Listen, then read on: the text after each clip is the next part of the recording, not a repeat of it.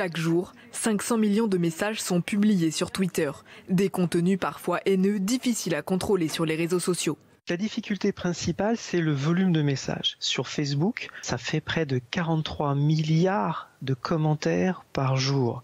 Alors avec une telle volumétrie, ça devient très difficile d'analyser tous les messages. En dehors des modérateurs de ces réseaux, la plateforme Pharos permet de signaler des contenus et de les faire vérifier par des policiers ou des gendarmes, mais l'équipe est submergée. En 2019, la plateforme a reçu plus de 228 000 signalements.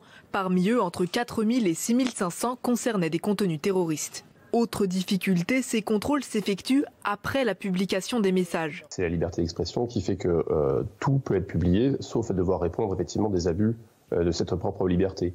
Difficile dans ce cas-là de contrôler a priori. Il faut qu'on ait le contenu pour qu'il soit publié, pour qu'on puisse ensuite apprécier si celui-ci est illicite. À cela s'ajoute l'anonymat de la plupart des auteurs de messages haineux et leur sentiment d'impunité. Ils n'hésitent pas à republier les contenus supprimés par les plateformes.